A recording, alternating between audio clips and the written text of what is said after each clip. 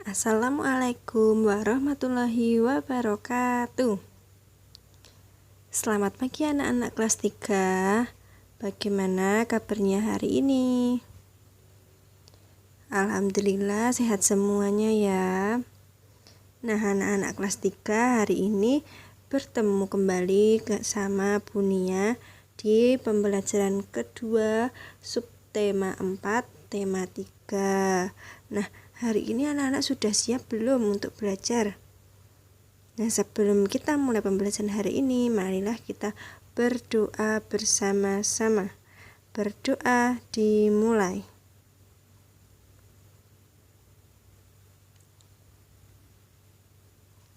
Berdoa selesai. Anak-anak, kemarin kita sudah belajar mengenai proses pembuatan garam, lalu cara melipat baju, dan tentang matematika, yaitu konvensi satuan waktu. Nah, hari ini kita akan belajar mengenai sikap tolong-menolong di lingkungan sekitar.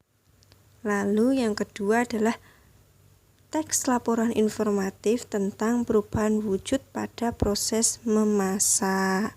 Nah, ayo sekarang bukunya disiapkan dahulu, alat tulisnya juga, lalu kita akan belajar bersama-sama. Sudah siap ya anak-anak? Ayo kita belajar hari ini dengan semangat. Anak-anak kelas 3, sudahkah pernah makan permen gulali? Nah, seperti ini ya permen gulali. Nah, anak-anak pernah makan pastinya ya. Nah, ayo kita coba cermati teks berikut ini. Ini adalah cara membuat gulali. Anak-anak pernah belum ya membuat gulali? Nah, jika belum, ayo perhatikan dulu teks bacaan ini. Kita baca bareng-bareng ya. Asiknya membuat gulali. Gulali adalah sejenis permen yang terbuat dari gula pasir.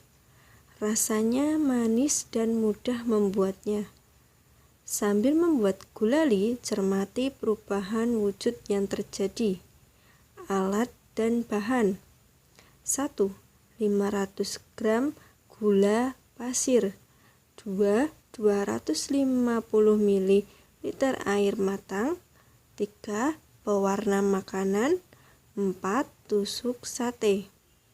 Cara membuat: yang pertama, campurkan 500 gram gula pasir dengan 250 ml air matang, kemudian tambahkan pewarna jika diperlukan. Yang kedua, aduk campuran tersebut hingga merata, kemudian panaskan di atas api sedang. Yang ketiga, aduk-aduk terus hingga mendidih dan airnya mulai berkurang.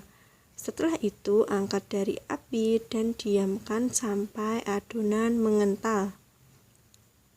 Nah, tadi saat gulanya dididihkan itu ada perubahan wujud, yaitu apa?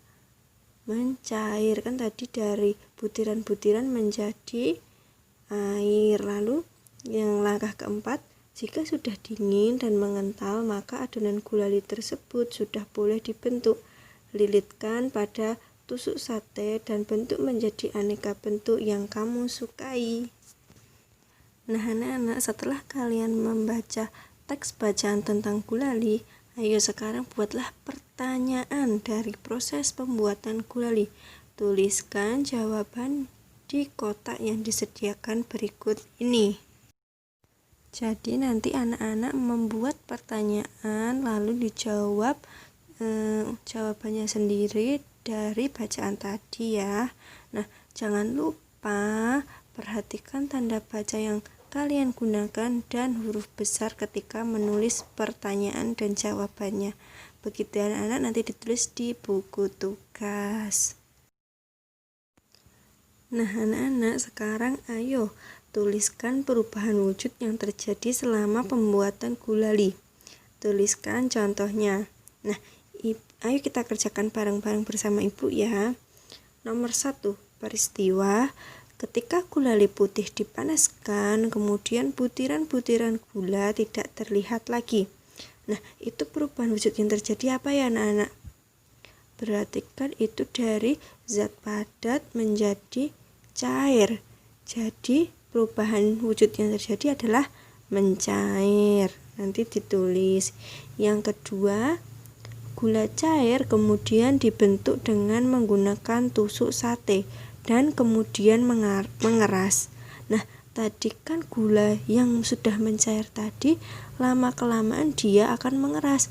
Berarti perubahan wujud yang terjadi adalah membeku. Benar begitu ya anak-anak? Lalu yang ketiga, air yang berkurang ketika dididihkan. Nah, perubahan yang terjadi apa ya? Ya, benar sekali, menguap. Gampang kan ya anak-anak? Nanti ditulis ya di buku tugas.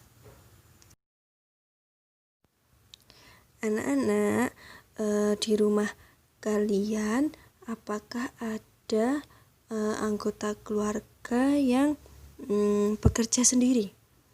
Misalnya ibu mengerjakan pekerjaan rumah sendiri, apakah ada? Pasti tidak ya, pasti juga perlu bantuan dari anggota keluarga lainnya, seperti kalian bisa membantu ibu di dapur, lalu bisa membantu ayah mencuci motor, begitu ya. Jadi diperlukannya sikap bersatu untuk menyelesaikan suatu tugas. Nah, kalian sudah tahu belum sikap bersatu itu apa? Nah, jika belum, ayo dengarkan penjelasan ibu berikut ini. Indonesia merupakan negara yang kaya akan budaya-budaya yang beragam. Indonesia terdiri atas pulau-pulau dari Sabang sampai Merauke. Tentunya juga memiliki budaya maupun tradisi yang berbeda-beda di setiap tempatnya. Namun, keberagaman tidak seharusnya menimbulkan permasalahan dalam negara ini. Sebaliknya, keberagaman yang ada di Indonesia seharusnya dapat mempererat perhubungan antara masyarakat satu dengan yang lainnya. Sama seperti semboyan nasional kita, yaitu Bhinneka Tunggal Ika, yang artinya berbeda-beda tetapi tetap satu jua. Nah, kita harus bisa menjaga persatuan dan kesatuan meskipun kita datang dari latar belakang yang beragam. Persatuan dan kesatuan dapat dilatih mulai dari lingkungan terdekat, mulai dari lingkungan sekolah dan lingkungan rumah. Di lingkungan rumah, sikap bersatu dimulai dengan saling menghargai pendapat dan peran yang beragam di rumah, saling menghormati hak dan kewajiban masing-masing.